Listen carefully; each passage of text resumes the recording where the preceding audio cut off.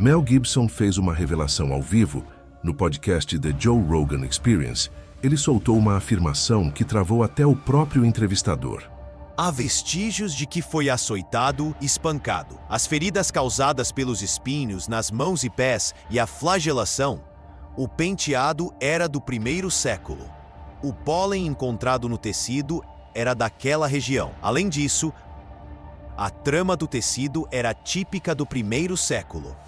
Um outro arqueólogo que eu conhecia, que traduziu a paixão para o aramaico, me disse que, se você olhar de perto, é possível ver a imagem de marcas de moedas de Tibério sobre os olhos. Nesse vídeo, você vai entender por que a fala de Gibson não foi só opinião. Hoje vou te mostrar detalhes escondidos que os testes mais modernos revelaram, evidências que vêm sendo ignoradas há anos e conexões assustadoramente precisas com os relatos bíblicos. E se você acha que já viu tudo sobre o sudário de Turim, prepare-se. Você vai sair desse vídeo com uma certeza desconfortável. Ou o sudário é real, ou a história inteira da humanidade precisa ser reescrita.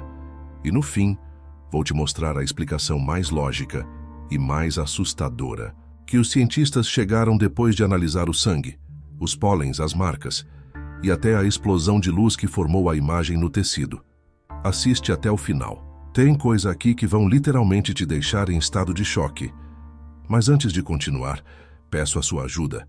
Deixa o seu gostei aqui embaixo e inscreva-se no canal. Esse é um vídeo que demanda tempo e estudos aprofundados para ser criado. Esse simples gesto nos ajuda e também faz com que o vídeo alcance mais pessoas que precisam ter acesso a esse conhecimento. Feito isso, vamos direto ao assunto. Mel Gibson, conhecido pela forma intensa com que aborda temas religiosos e históricos, afirmou ter plena convicção na autenticidade desse tecido antigo. Ele fez isso de maneira tão enfática que deixou até quem não acreditava nessa relíquia de queixo caído. Ele não é um cientista, mas é alguém com contato próximo de pesquisadores, religiosos e historiadores, além de ter trabalhado em produções cinematográficas que exigem rigor na pesquisa sobre acontecimentos bíblicos. Então existe uma força na fala dele, especialmente quando revela que durante conversas de bastidores se deparou com estudos que apontam dados quase incontestáveis. Isso desperta curiosidade. O que tem de tão especial nesse tecido que intriga, até mesmo quem não costuma levar esse assunto a sério? A visão de Mel Gibson combina aspectos de fé e ao mesmo tempo de racionalidade. Ele discute sem rodeios que não se trata apenas de uma peça antiga e que as constantes investigações científicas reforçam a tese de que o sudário seja, de fato, o mesmo lençol que envolveu o corpo de Jesus Cristo. Essa declaração gera mistério, pois várias vezes a ciência tentou desacreditar a relíquia, mas cada novo exame acaba levantando dados que ninguém consegue explicar. Gibson crava que é um sinal real do que aconteceu após a crucificação. Ele comenta, inclusive, sobre evidências que vão desde manchas de sangue até marcas que apontam ferimentos compatíveis com as descrições dos evangelhos. É algo que muitos acham impressionante, pois, em tese, qualquer falsário medieval não teria como recriar esses detalhes, ainda mais em uma época tão distante de qualquer tecnologia avançada. Há quem se pergunte se Mel Gibson não estaria apenas querendo causar polêmica. Ele alega ter se tornado ainda mais convicto depois de estudar depoimentos de especialistas ligados a projetos de pesquisa, como o projeto STURP. Essa equipe foi formada por cientistas de credibilidade internacional, ligados a áreas da NASA, da física nuclear, da medicina e de outras frentes do conhecimento. Eles encontraram evidências científicas de que o sudário é da época de Jesus e que existem evidências que se relacionam com passagens bíblicas. Algumas passagens da Bíblia falam sobre os panos e a mortalha que envolveram o corpo de Jesus depois da crucificação. Os evangelhos de Mateus, Marcos e Lucas destacam a atitude de José de Arimateia, que envolveu o corpo de Cristo num lençol limpo e o colocou em um túmulo novo, que era seu. Mateus 27, 59 e 60. José tomou o corpo, envolveu-o num lençol limpo e depositou-o em um túmulo novo que mandara escavar na rocha. Além disso, o Evangelho de João também narra o que fizeram José de Arimateia e Nicodemos. João 19:40. Tomaram o corpo de Jesus e envolveram-no em panos com os aromas, como os judeus costumam sepultar. Em termos históricos, vale contextualizar. O sudário de Turim é um pedaço de linho, medindo aproximadamente 4,36 metros por 1,10 metros, que teria recebido o corpo de Jesus após a crucificação. A imagem que se vê estampada no tecido mostra um homem com ferimentos que combinam com a execução descrita nas escrituras sagradas. Há marcas nos pulsos e nos pés, onde teriam sido colocados os pregos, uma abertura no lado direito do tórax, onde a lança do soldado romano teria perfurado. Também existem sinais claros de que esse homem foi coroado com espinhos, algo que qualquer historiador sabe que não era prática comum nos crucificados, mas sim uma humilhação peculiar relatada nos textos bíblicos sobre Jesus. Como se não bastasse, há ainda a grande questão dos pólens. Essa parte atrai curiosidade e tem servido de base para muitas publicações científicas. Foram detectados tipos de pólen que remetem a plantas que não existem mais, ou que ao menos não se encontram em lugares diferentes daqueles onde Jesus viveu. Estudiosos afirmam que grande parte desses pólens é típica da região da Palestina, datada de cerca de 2.000 anos. Alguém que tentasse forjar o tecido, lá pelos anos 1300 ou 1400, jamais teria como inserir esses detalhes microscópicos, inclusive de plantas extintas. Outro dado que abala o ceticismo é a análise das marcas nos olhos do homem retratado no sudário. Descobriu-se que há vestígios semelhantes a moedas que, segundo costumes judaicos, eram colocadas sobre os olhos do falecido antes do sepultamento. Coincide com a tradição de época, e o mais espantoso: essas marcas são de moedas cunhadas à época de Pôncio Pilatos. É um traço histórico fortíssimo, pois não apenas se encaixa no costume local, mas na data precisa em que Jesus foi crucificado. Gibson, ao citar isso, faz a gente se questionar: como seria possível falsificar um detalhe tão específico, ainda mais numa era sem tecnologia moderna? O tema do tipo sanguíneo também gera questionamentos que muitas pessoas não esperavam. Afinal, o sangue detectado no tecido é AB+. Para quem acompanha os relatos de milagres eucarísticos, esse mesmo tipo de sangue foi encontrado no milagre de Lanciano, onde a hóstia se transformou em carne e o vinho em sangue. Os fiéis veem nesse fato uma identificação marcante, pois ambos os casos apontam para a ligação direta com o corpo de Cristo. Gibson sublinha que tal coincidência não parece ser fruto de acaso, levando a crer que há uma força por trás dos acontecimentos que cercam o sudário. Dentro desse mesmo panorama, surgem histórias como a dos 40 cientistas ao redor do mundo, que depois de longas pesquisas, chegaram a uma conclusão surpreendente. É mencionada a fala do Dr. de Murhala, da Companhia de Tecnologia Nuclear, que finaliza dizendo que a ressurreição real e física de Jesus de Nazaré é, sem dúvida alguma, a melhor explicação para os fatos físicos, químicos, médicos e históricos. Mel Gibson afirma que muitos desses estudiosos sequer eram cristãos praticantes, mas acabaram convencidos diante da força das evidências. Muitos ainda duvidam, mas eu te pergunto, que tipo de fenômeno faria até mesmo cientistas céticos admitirem que algo transcendente realmente aconteceu? Que as passagens das Escrituras são verídicas e confirmadas pelos próprios que antes duvidavam. Quando se fala do sudário, aparecem comentários sobre fenômenos que parecem impossíveis de explicar.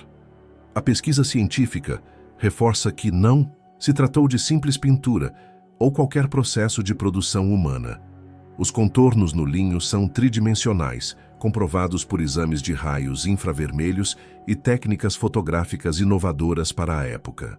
Na primeira vez em que o sudário foi fotografado, em 1898, o negativo da foto revelou ainda mais detalhes do rosto impresso no pano. O efeito impressionou quem viu, pois a nitidez no negativo era superior à do próprio tecido. Seria esse um sinal de algo extraordinário. Existe uma história longa sobre como esse tecido sobreviveu ao tempo, aos incêndios, à fervura em óleo, aos questionamentos e aos testes laboratoriais.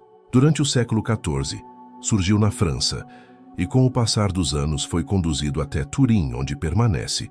Já foi atingido por fogo pelo menos 2 vezes, sobreviveu ao calor que derreteu um relicário de prata e, mesmo depois do contato com a água, as marcas seguiram intactas. Em 1503, tentaram ferver esse lençol em óleo para ver se a figura desaparecia. Nada aconteceu, a imagem continuou do mesmo jeito. Por muito tempo, a igreja se manteve cautelosa. Sempre incentivou pesquisas, sem proibir testes que pudessem apontar a realidade por trás da relíquia. O Papa João Paulo II, por exemplo, chegou a dizer que a igreja não possuía competência científica para bater o martelo, mas desejava que os especialistas pesquisassem sem preconceitos. A mesma postura tiveram papas anteriores. Ao ver o sudário, João 23 exclamou: "O dedo de Deus está aqui." É uma demonstração de autoridade espiritual forte, refletindo a posição de que o tecido não é um mero objeto folclórico. Mel Gibson, ao falar sobre o sudário no podcast The Joe Rogan Experience, reacende essa chama de interesse. Muitas pessoas que antes nem sequer tinham parado para pesquisar detalhes, agora se veem motivadas a entender melhor as descobertas científicas sobre o pano. O ator e diretor reforça, com segurança, que existem provas acumuladas ao longo de décadas, sustentadas por testes, depoimentos e estudos multidisciplinares. Ele não quer impor sua crença, mas deixa claro que, para ele, a comprovação é praticamente irrefutável e que esse item histórico se alinha aos relatos que a Bíblia apresenta desde o Novo Testamento. A cruz, na época de Jesus, era considerada símbolo de humilhação máxima. E quando tudo terminou, é provável que o corpo do condenado seguisse para uma vala comum. Porém, a atitude de José de Arimateia, que pediu o corpo de Jesus a Pilatos e o depositou em um sepulcro, possibilitou que aquele lençol fosse utilizado. Sem isso, o próprio sudário nem sequer existiria para virar objeto de estudo. Mel Gibson ressalta a importância desse homem corajoso, que enfrentou as autoridades para dar um destino digno a Jesus, mesmo quando o Império Romano o considerava um criminoso político. Há relatos que, nos 3 primeiros séculos, o sudário permaneceu bem escondido, por medo de que fosse destruído durante as perseguições aos cristãos. Somente a partir do século VI surgiram menções mais concretas sobre sua existência, gerando testemunhos de soldados que teriam visto a peça. Então, no século XIV, ele reapareceu na França. Ao longo de todas essas etapas, houve tentativas de sabotar e de provar a legitimidade da relíquia, algumas fracassadas, outras cheias de resultados intrigantes. Um desses testes, talvez o mais polêmico, foi o do carbono 14 em 1988. Essa análise datou o tecido como medieval, apontando que o pano teria cerca de 700 anos. O anúncio repercutiu como se fosse a prova definitiva de fraude. Porém, estudos posteriores mostraram várias falhas na forma como o teste foi conduzido. Primeiro, a amostra utilizada era mínima, de 7 centímetros, enquanto o ideal seriam 70 centímetros. Segundo, o tecido passou por pelo menos 3 incêndios, foi fervido em óleo, molhado, remendado. Tudo isso afeta diretamente o teor de carbono 14. Fatores assim podem deturpar resultados, ainda mais quando se trata de material tão antigo. Por isso, muitos cientistas acabaram concluindo que aquele teste não valia como veredicto. O tempo mostrou que, de fato, a grande maioria das outras evidências reforça uma origem bem mais remota. Gibson recorda ainda a história de Longinos, o soldado romano que perfurou o lado de Jesus. Esse soldado depois virou mártir por abraçar o cristianismo. É uma narrativa forte, que inspira reflexão sobre a possibilidade de alguém antes contrário a Jesus se render ao fenômeno que presenciou. E não é diferente do que ocorreu com alguns cientistas que, no decorrer das análises, passaram a crer que havia mesmo algo único naquele tecido. Essa mudança de postura indica que um estudo genuíno dos detalhes do sudário mexe com as convicções mais básicas de muita gente. Além das questões científicas, observa-se no tecido detalhes como as marcas de chicotadas de um flagrum romano, que deixam feridas profundas pelo corpo todo, o inchaço nas sobrancelhas, a cartilagem do nariz aparentemente quebrada, partes da barba arrancadas e a quantidade de golpes nas costas. Tudo combina com o sofrimento descrito nos evangelhos, trazendo uma identificação direta com o relato bíblico. A impressão é que esse pano seguiu cada passo do chamado caminho até o Calvário, trazendo sinais que vão do peso carregado, nos ombros até as quedas no chão, onde misturavam-se terra, sangue e dor. Quando se fala em dor, há a constatação de que os pregos perfuraram o chamado espaço de destot, no punho, retraindo o polegar para a palma. Essa colocação gera uma dor insuportável, atingindo o nervo mediano. Detalhe que ninguém por volta do século XIII teria ciência para falsificar com tanta precisão. Já nos pés, um único cravo unia o pé esquerdo e o pé direito, exigindo várias marteladas para atravessar a madeira bruta, cheia de farpas, que pesava cerca de 45 quilos. Mesmo assim, Jesus teria reunido forças para conversar com o bom ladrão, conforme os escritos bíblicos. Isso dá uma noção do limite extremo a que chegou esse sofrimento, algo refletido na própria imagem que se vê no linho. Tudo isso corrobora a narrativa dos evangelhos. O conjunto de evidências impressiona, e Mel Gibson sublinha que isso não são apenas lendas. São fatos que, se analisados cuidadosamente, sustentam a crença de que esse sudário é autêntico. Há quem se empolgue, há quem se irrite. A verdade é que o sudário de Turim não vai sair de cena tão cedo, e Mel Gibson amplia sua relevância com declarações firmes. Ele vê nesse objeto um sinal concreto do sacrifício e da ressurreição, algo que a humanidade deveria tratar com respeito. Independentemente de opiniões pessoais, é difícil negar que esse tecido contém elementos históricos e científicos capazes de desafiar explicações simplistas.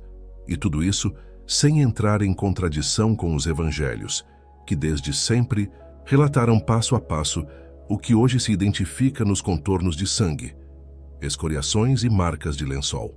O sudário segue como uma peça que intriga pessoas de diferentes crenças, inclusive quem se diz sem fé. Cientistas seguem pesquisando e fiéis continuam venerando. A cada passo, surgem explicações cada vez mais robustas sobre o real valor desse objeto, e é sintomático que, mesmo com tanto estudo, não se chegue a um consenso oposto ao que os evangelhos narram. Pelo contrário, o que se descobre parece caminhar na direção de confirmar os relatos antigos. Em um universo de milhões de artefatos históricos, poucos geram tanta discussão e fascínio. Esse clima de exclusividade aumenta ainda mais quando se percebe que nenhum outro suposto lençol fúnebre ostenta tantas características convergentes. Existem lençóis antigos, pedaços de tecido de várias civilizações, mas nada com o mesmo nível de detalhe e de coincidência temporal, geográfica e cultural. É um objeto que escapa a explicações habituais, tornando-se foco para quem estuda arqueologia bíblica, teologia, ciência forense e outras disciplinas. Mel Gibson garante que não tem interesse em criar conspiração. Ele afirma que sua intenção é apenas espalhar conhecimento sobre o que já foi descoberto. De um lado, alguns aplaudem e dizem que ele ajuda a pôr luz em uma questão relevante. De outro, tem quem o critique, alegando que ele reforça um discurso religioso.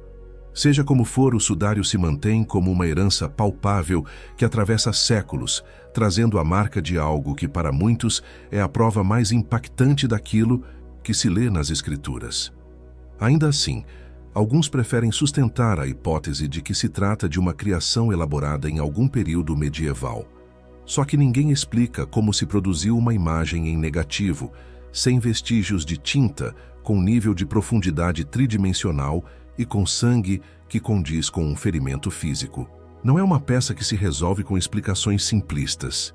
E para Gibson, isso tudo se encaixa perfeitamente na convicção de que realmente é o tecido que envolveu o corpo de Cristo há cerca de 2000 anos. Mel Gibson, ao final de suas declarações, reafirma que não vê contradição alguma entre fé e ciência, pois ambas podem caminhar lado a lado, ajudando a entender um acontecimento tão marcante. Ele acredita que essa relíquia legitima as narrativas de quem, ao longo da história, colocou a crucificação e a ressurreição como pilares centrais da fé cristã. E para quem se propõe a estudar a fundo, com seriedade, pode surgir até uma conversão genuína, como ocorreu com pesquisadores que começaram céticos e terminaram convictos de que existe algo maior por trás daquela peça de linho. Em uma conversa informal, Mel Gibson parece instigar as pessoas a se abrirem para uma possibilidade maior do que meros mitos. Ele transmite confiança na autenticidade do sudário e, em vez de pedir que o público acredite sem pensar, propõe que cada um busque as evidências por conta própria. Muitos que se dispõem a ler documentos oficiais do projeto de pesquisa acabam surpresos ao perceber que a equipe era diversa, com diferentes crenças, e ainda assim chegou a conclusões semelhantes. No fim das contas, a força do Santo Sudário vem justamente dessa mistura de fatores que se complementam. Relatos bíblicos, indícios arqueológicos, análises laboratoriais, tudo apontando para uma mesma direção. Nem todos vão aceitar, é verdade, mas não dá para negar que o assunto é rico em detalhes e que a cada ano surgem estudos adicionais. Com essa postura, Gibson desperta mistério, curiosidade, autoridade e identificação, conduzindo o público a refletir sobre o significado da fé cristã e o que poderia significar a existência de um objeto tão coerente com a paixão de Cristo. Claro que ele não quer impor nada, mas convida as pessoas a observarem os fatos. Pólens de espécies extintas, moedas nos olhos datadas da época de Pilatos, marcas compatíveis com os evangelhos e a conclusão de cientistas renomados. Como explicar tudo isso de forma contrária? Fica complicado. A ciência ainda não tem resposta definitiva para a dinâmica de formação da imagem, e talvez nunca tenha, pois esse pode ser mesmo um sinal de algo que escapa ao mero materialismo. E é essa, aliás, a convicção de boa parte dos que estudam o sudário com olhar de fé. Nada indica que esse debate vai morrer. O sudário representa para muitos uma prova tangível da crucificação e ressurreição. Para outros, é um item histórico de valor inestimável. Em qualquer caso, ele se mantém como fonte de questionamentos e inspiração. E saber que Mel Gibson, com todo o seu histórico de pesquisa para produções bíblicas, não só crê nisso, mas fala publicamente com tanto entusiasmo, traz ainda mais relevância. Afinal, não é qualquer um que grava esse tipo de entrevista e mantém firme e forte a posição de que o Santo Sudário é a mortalha de Jesus Cristo.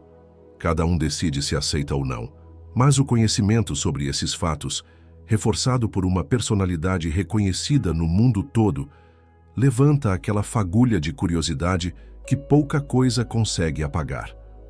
Gibson, então, confirma. Não é apenas crença, mas fato consistente. E para muitos, essa combinação de credibilidade, dados científicos e história sagrada forma um conjunto incontestável de provas que balançam até os mais desconfiados. Eu recomendo fortemente que você assista a esse vídeo que está aparecendo na sua tela. Nele eu revelo o outro lado da morte de Cristo, que os filmes e novelas não mostram. Nos vemos no próximo vídeo. Gratidão.